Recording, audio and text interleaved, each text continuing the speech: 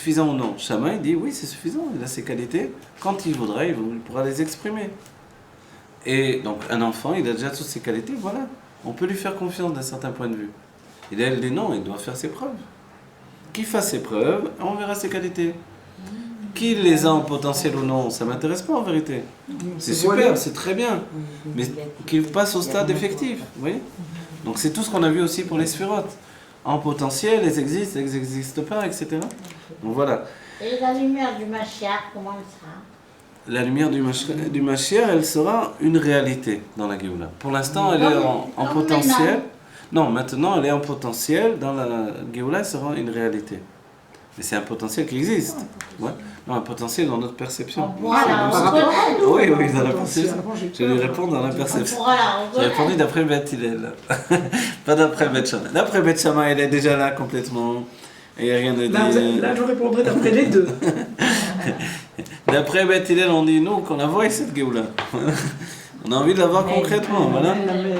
Donc en fait, il y a un moment, ça va se confondre. La chose sera et sera en même temps d'un niveau extrêmement profond au potentiel. Voilà, alors maintenant, tout ça pour aboutir, on va finir le Mahamar, comme ça, on a fait une chose dans notre vie. Voilà, j'en suis. Alors, plus bas, non? Rak Besvarot, c'est Mitrafim, chez Zéo, Aval Akli, et non Mishtanit. Oui, voilà. והעניין הבית שהתחלפות הוא רק באורות, לא בהכלים, שהרי כלי השגתם בעצם... vous avez gardé l'endroit exact? Non.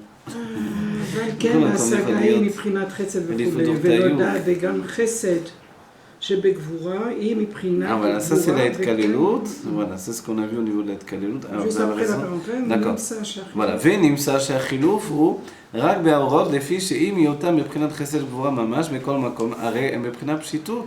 Même si les lumières elles sont vraiment chesed ou gvura, c'est tout ça le sujet. Pourquoi on a rapporté même ce sujet-là, qu'ils ont échangé. Pour dire que s'ils n'avaient pas déjà, si la lumière n'était pas déjà chesed ou gvura, ils n'auraient rien échangé du tout. Non. Peu importe, ils n'étaient rien du tout. C'est le réceptacle qui a fait que c'est devenu chesed ou gvura. Voilà. Dis non. Il y a eu un échange parce qu'ils étaient dans leur âme déjà comme ça, pas juste dans leur expression. ויכולים להתחלף, אבל הכלים שאין מבחינת חסד וגבורה במציאות ממש, אינם משתנים ומתחלפים. Maintenant, le keli, lui, il est vraiment chesed ou gvura, il n'a pas la subtilité de la lumière, il est quelque chose d'engagé. C'est comme on a dit, le poil, maintenant c'est comme ça, c'est comme ça. Vous voyez? C'est plus la peine de dire, comme on a donné l'exemple, il voulait tuer quelqu'un, il y en a un autre est passé par là, il a tué, il veut dire, moi je suis pas khayab de ce crime-là. Je ne connais même pas celui-là. Qu'est-ce que vous voulez? On dit non, tu as tué quelqu'un. Mais je n'ai pas tué celui-là, moi je ne connais même pas qui c'est celui-là. Vous voyez? Donc en fait, on dit non. Tu as tué ou tu n'as pas tué? Lui dit, moi je ne suis pas tort, je n'ai pas tué. Je ne voulais pas tuer. Donc c'est bémézide. Donc en fait, ça c'est aller d'après la pensée ou aller d'après la réalité. D'après le Keli, d'après le corps, tu as bien tué quelqu'un, ne me raconte pas d'histoire. Donc il est mort, c'est fini, tué. À l'époque du Sanhedrin, on va te tuer, toi, tu as tué quelqu'un. Vous voyez? Si venait Rabbi Shimon, disait non, il ne voulait pas le tuer. Il voulait tuer l'autre. Il n'a pas tué l'autre parce que lui, il est passé au milieu. On va aller d'après son intention. Vous voyez? Ça, l'intention, c'est la lumière qui peut juger comme ça. Vous voyez, c'est pour ça la Shmiya, quelqu'un qui a une âme du niveau de la Bina, Rabbi Meir lui-même, qui faisait briller les yeux des sages, on dit que l'halakha n'était jamais comme lui. On dit pourquoi? Parce qu'il faisait briller les yeux des sages. Mais on dit qu'il était capable de l'étaer et tachéretz. Il pouvait prendre ce qui rendait impur et l'étaer auto. Alors on ne comprend pas. Alors, il faisait briller les yeux des sages. Et les sages disaient, Odou les Rabbi Meir. Les sages disaient, oui, c'est Rabbi Meir qui a raison. Alors pourquoi tu ne fais pas l'halakha comme Rabbi Meir? Ah non, je ne fais pas l'halakha comme Rabbi Meir. Mais puisqu'il a raison, c'est vrai ce qu'il dit, mais c'est tellement élevé que ça ne rentre pas dans les kelim du monde. Vous voyez? C'est bien qu'ensuite les élèves de Rabbi Meir ils vont faire du balagan dans la maison d'études de Rabbi Yehuda, il va les mettre dehors, etc. C'est toutes des histoires. Parce que voilà, c'est un peu dans l'esprit de Beth Shammai et Beth Hillel, c'était comme ça aussi. Les élèves de Beth Shammai, ils rendaient fous les élèves de Beth Hillel, c'était la guerre. Donc en fait, il y a quelquefois un état d'esprit tellement élevé que ça ne rentre pas dans la réalité. Et ça, c'est la lumière. Mais ce qui est le réceptacle, c'est comme ça. Vous voyez, au niveau du corps, les choses sont établies, c'est comme ça. Oui. והגימל,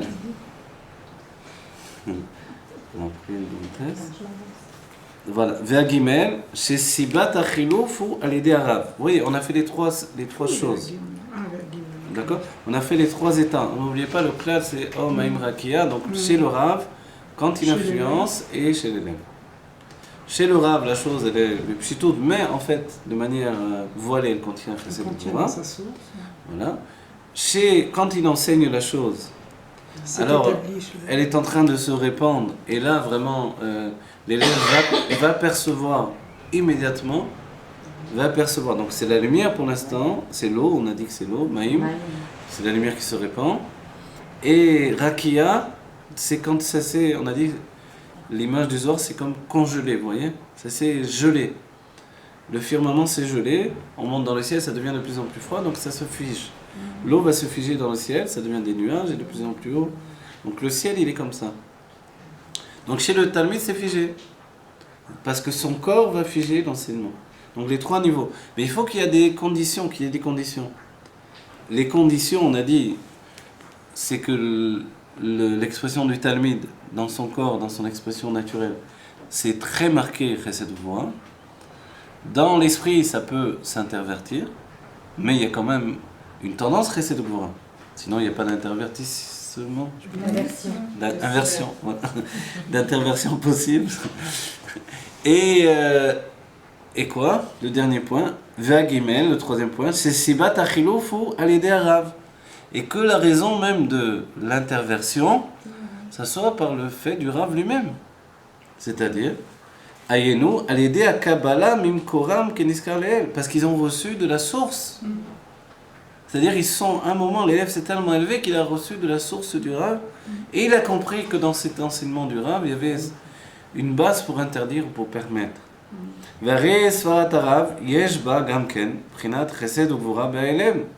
En fait, l'esprit du Rav, il y a aussi, on a dit, Chesed Gvura de manière voilée. Mais lui, il est dans un état de simplicité par rapport à l'élève, à ceux qui reçoivent son enseignement.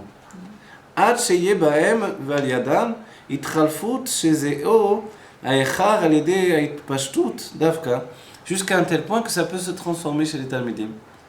C'est-à-dire qu'ils transforment même leur tendance. Parce que chez le Rav, la chose peut être comme ça ou comme ça. Vous voyez? On a dit c'est le niveau du Da'at qui peut très bien avoir la rigueur comme la générosité. Chez Aledeze, Dafka Nasa Baem Itralfut, Are Agam Sheyesh Prinat Chesed Gvura Baelem, Mekol Makom. Parce que chez le maître, même s'il y a Chesed Gvura de manière voilée, מכל מקום היא בבחינת פשיטות כזו שיכול להיות מזה התחלפות הסברות. C'est-à-dire que chez lui c'est tellement dans un état de simplification, c'est-à-dire dans le sens où c'est pas déterminé, c'est pas déjà structuré dans ce qui va aboutir à permettre ou interdire. On a dit, il n'est pas là pour donner la halakha au Rav, il est là pour éveiller chez l'élève l'esprit de la halakha. Et lui donner de savoir quand, dans quel cas il va pouvoir permettre, dans quel cas il va pouvoir interdire. Si c'était structuré, ce serait un obstacle peut-être. Voilà. Voilà. Et la Torah aussi serait déjà morte depuis longtemps, que Dieu préserve, si les choses auraient été du début blanc et noir uniquement. Voilà. Et en fait, non, c'est ça l'état d'esprit, la vie, la vie. La sensibilité en vérité. Oui, et toute la vie merveilleuse du peuple juif, elle vient de là, de cet esprit infini, de confronter l'infini avec la limite toujours. Que ce soit dans la Gemara ou dans la Pnimiut aussi. La Chassidut Rabbah s'appelait la Gemara de la Chassidut, donc elle fait ce travail-là, comme on le voit dans. En vérité, si on pousse la chose, ça veut dire qu'un enseignant, il n'est pas là pour donner de la morale finie. Voilà, un enseignant, très souvent, quelquefois, quand quelqu'un enseigne à un certain niveau, on le reproche, tu donnes pas assez d'exemples, etc. Mais en vérité, il n'est pas forcément là pour ça. Les Rebim, on va dire, les Rebim nous avertissent, on le verra dans les écrits du Rabbi ou de tous les Rebim, attention à vos exemples.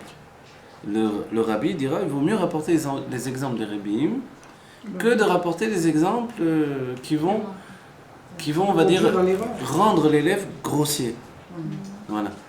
Parce que souvent, malheureusement, moi je sais, je l'ai vécu dans le monde de la Kabbalah, on étudie des choses dans le monde divin, tout à coup il nous donnait un exemple avec de la plomberie et des sujets d'installateurs, de trucs. Moi je tombais des nuls, Qu'est-ce qui s'est passé là? Parce que, en vérité, c'est là où, les Rebbe me disent, c'est là où le Rav dévoile son esprit à lui, où il se trouve vraiment. Ça, c'est ce qu'il étudie, mais voilà où il se trouve. Donc alors, il faut faire attention. Il vaut mieux rapporter des exemples des Rebbe qui sont raffinés, rester le plus possible dans le sujet. Et quand on rapporte un exemple, des fois, il vaut mieux rapporter sa vie personnelle, parce que c'est quelque chose au niveau de l'âme, alors c'est mieux, ça va moins, on va dire, corporiser la chose, la rendre beaucoup moins matérielle, etc. Vous voyez? Donc c'est un choix. Il y a certaines autres personnes ont décidé, non, on va donner que des exemples et des exemples et des exemples. Mais c'est une autre Torah. Dès qu'on rentre dans les exemples, on chute de niveau de toute façon. Vous voyez? Donc on voit ici, il n'y a pas énormément d'exemples. Il y a ce qui s'appelle des sugiyot, des sujets. Des sujets exprimés, on reste toujours très proche du sujet. Ça n'en éloigne pas énormément. Et le piège toujours quand on enseigne, pour que l'élève comprenne, c'est de descendre les choses et descendre et descendre.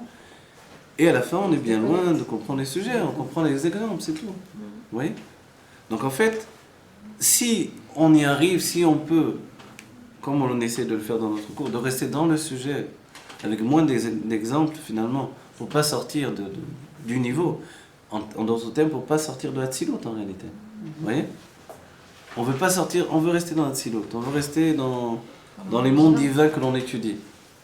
Alors restons dans les mondes divins que l'on étudie. Donc on essaie au maximum. Des fois il faut quand même expliquer, donner des exemples. Mais c'est, on va dire, en dernier recours uniquement. Et ça le Rabbi nous avertit parce que c'est là où l'enseignant se dévoile. C'est pas ceux qui l'enseignent qui le dévoilent, c'est ces exemples qui vont le dévoiler. Vous voyez? Si ces exemples restent raffinés comme ceux qui l'enseignent, et qu'il ait même peur de donner des exemples, parce qu'il sait que c'est dangereux, il peut transformer tout ce qu'a dit le Rav. Parce que quelquefois l'élève il n'arrive pas à comprendre le sujet, il va comprendre l'exemple. Mais si l'exemple est grossier, l'élève va sortir du shiur. Voilà, il a été rendu grossier par le Rav plutôt que d'avoir été raffiné. Le but c'est d'élever l'élève vers la Torah et non pas de descendre de la Torah vers l'élève. Donc en fait au maximum il faut essayer de rester de manière élevée en expliquant au maximum quand même. Aré agam שיש בחינת חסד וגבורה באליהם מכל מקום, היא בבחינת פשיטות כזו שיכול להיות מזה התחלפות הספרות. Vous voyez?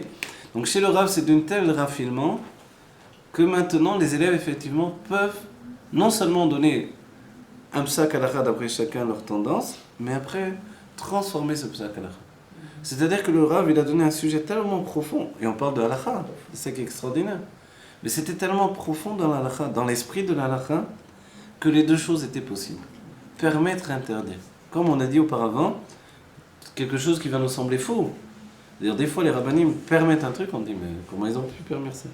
Alors qu'ils savent très bien pourquoi ils peuvent permettre eux, et ils savent très bien quand il faut interdire de manière catégorique également. Vous voyez? Et ça, c'est pas notre travail d'être cholek sur ça. Venimsa, שגם עניין הפשיטות בזה אינו שהוא בבחינת פשיטות לגמרי.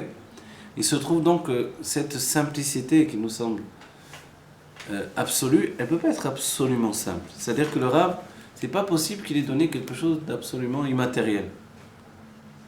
C'est-à-dire que comme lui, il n'est pas là, comme on a dit l'exemple avec celui-là, la femme elle voulait savoir, je mets dans la casserole ou non, mon poulet ou non. Mais lui, il n'était pas à l'esprit de... C'était pas un Rav pour donner le psak de mettre dans la casserole ou non. Et lui, c'était tous les livres qui défilaient dans sa tête et il s'en sortait pas. Finalement, il avait peur d'aller d'après l'un ou d'après l'autre, etc. Donc ça fait très peur en vérité. Vous comprenez? Plus vous avez de perception, de connaissance, plus vous avez peur, la responsabilité elle est grande.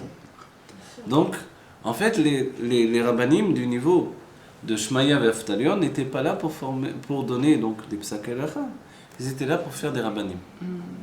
Et comme ils étaient à ce niveau-là, ils ne voulaient pas faire des rabbanim qui permettaient, qui interdissaient. Pas du tout. Ils voulaient faire des rabbanim qui, selon leur source de leur âme, allaient pouvoir permettre ou interdire. Et qui étaient en même temps capables d'intervertir leur jugement, parce qu'ils étaient des hommes de vérité. Mais tout ça, ça devait être dans ceux qu'ils enseignaient. Vous vous rendez compte, les niveaux qu'ils avaient, c'était phénoménal en réalité. Vous voyez? Nous, on a un petit aperçu de ça quand on fait une sikha du Rabbi, où il reprend des sujets de Niglé. Il jongle avec d'un niveau où on voit que on n'avait rien compris, quoi. C'était vraiment chacun quand il rapporte Rabbi Akiva qui est possèque parce que d'après la source de son âme, d'après sa vision, etc. Après il rapporte que Rabbi Ishmael, comme c'était un Kohen Gadol, etc. Il était possèque comme ça. À chaque fois on voit qu'il y a la source de l'âme des tzadikim intervient véritablement dans leur expression. Et si nous, on manque de lien avec cette source, on ne sait pas vraiment la chose. Et c'est pour ça viendra le Arizal, il dira, celui qui ne connaît pas la Pnimiut Torah, il vaut mieux pas qu'il soit un rav de halakha. Parce qu'il va faire des grosses bêtises, et il va permettre ce qui est interdit, et interdire ce qui est permis. Mais la Pnimiut Torah ne s'est dévoilée qu'il n'y a pas très très longtemps. Je sais, mais à partir du moment où il s'est dévoilé, et n'oublions pas que, quand même, Rabbi Yosef Karo, par exemple, qui a écrit le Shulchan Aruch, était un grand Mekouba. C'est l'élève du Ramak, Rabbi Moshe Cordovero. Le Rambam, on va dire, il ne connaissait pas l'halakha, non. Le Rabbi Rehat s'appelle le Rambam, un Mekouba Agadol, le grand Mekouba. Voilà. Donc en fait, les vrais, et les Tanaïm étaient tous des grands kabbalistes. C'était des Nessim aussi. Voilà, c'était des Nessim, mais même ceux qui n'étaient pas des Nessim, ils avaient toujours. On n'imagine pas qu'un Tana de l'époque des Tanaïm ne connaissait rien à la Pnimiut Torah. Donc à l'occasion, ils nous montrent qu'ils connaissent, etc. Et avec le temps, on comprend que vraiment ça fonctionne en fait, avec l'intériorité de la Torah, etc. Mais moi je parlais surtout des grands rabbinim d'aujourd'hui, qui n'ont pas la Pnimiut Torah. Donc, on va dire que ça existe pratiquement plus, mais si ça existe, évidemment, c'est un problème toujours. Ouais. C'est un problème. La plupart ont quand même la Pnimiut Torah, même s'ils n'expriment pas, c'est pas leur rôle de le faire. Non, heureusement quand même. Et puis s'ils ne l'ont pas directement, ils se basent sur d'autres qui l'ont. Vous voyez ? Ça a été une des grandes décisions. Il faut savoir qu'à un moment donné du judaïsme, il a fallu décider. Quand le Zohar s'est dévoilé, est-ce qu'il a fallu être possède d'après le Zohar ou d'après la Gemara ? Ça nous paraît fou de dire, évidemment, d'après la Gemara, parce que c'est eux qui parlent de halakha. Mais le Zohar parle de halakha aussi. Et tout à coup, il y a des halakhot, même dans les poskim, on verra sur le lait et la viande, le temps de séparation entre le lait et la viande, quelquefois on rapporte le Zohar. Vous voyez ? Donc en fait, l'Admorazaken, par exemple, ça a été le premier à faire un Shulchan Aruch qui prenne en compte également la Kabbalah.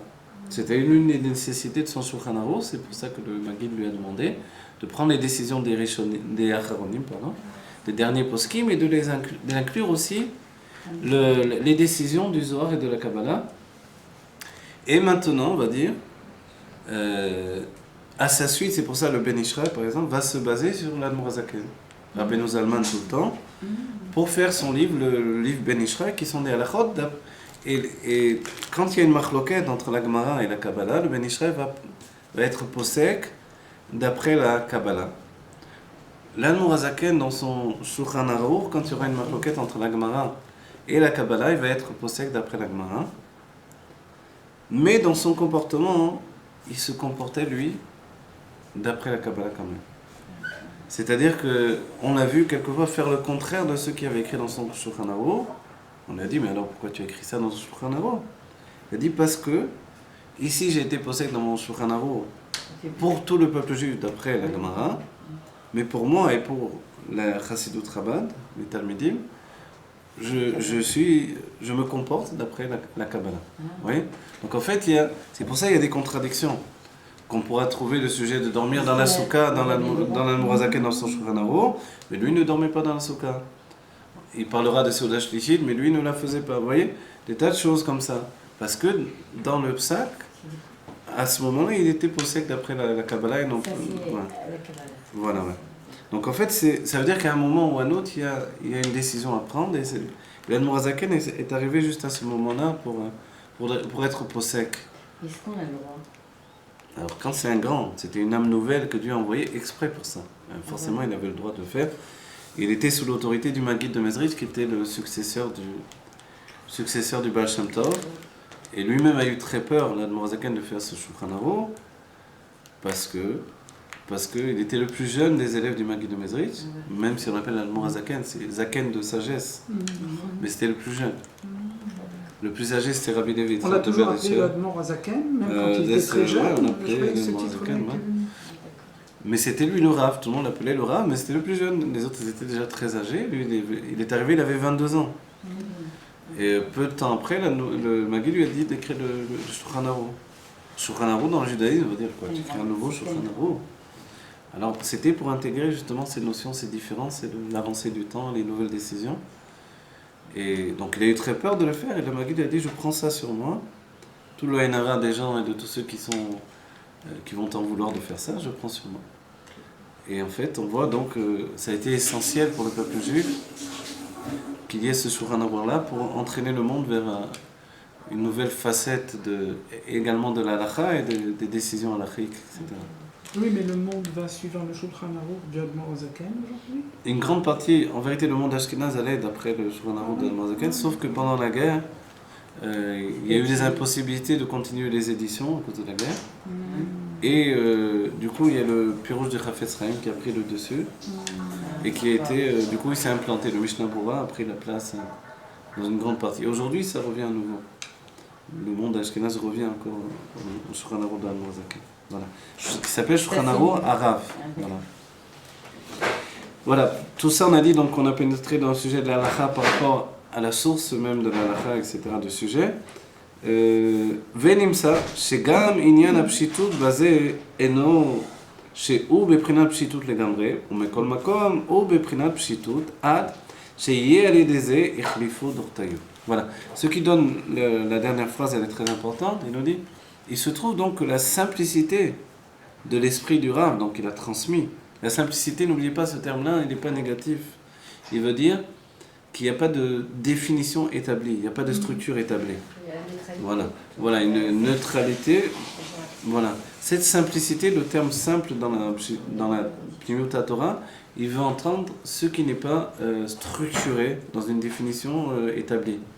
Donc en fait, on est au-delà de structure établie, on est dans un niveau où la chose peut être encore malléable dans toutes les possibilités. Et ça, vous imaginez l'immensité qu'il faut avoir dans l'être pour transmettre des enseignements de ce niveau-là. Et l'élève, le travail qu'il doit faire de lui-même ensuite, et la grandeur du maître et la grandeur de l'élève. C'est-à-dire, puisque le Rav ne dit pas si c'est permis ou interdit, les élèves auraient pu harceler les rabbinim et dire « mais dites-moi si c'est permis ou interdit. Aujourd'hui, comment on ferait ?» Si le Rav me dit ni interdit ni permis, je vais dire « mais qu'est-ce qu'il veut de moi ? Dis-moi si c'est permis ou interdit, pourquoi tu ne me dis pas ?» Là, ils n'ont pas fait ça. Ils ont compris que la problématique, s'il y en avait une, elle se trouvait en eux, dans la compréhension. Mais que le Rav donne un enseignement d'où on doit tirer le permis et l'interdit de soi-même. Parce que c'est sûr que chez lui, sa simplicité n'est pas simple absolument. Elle possède déjà, en fait, chesed ou gvura, la générosité et la rigueur, la faculté de permettre et d'interdire dans son enseignement.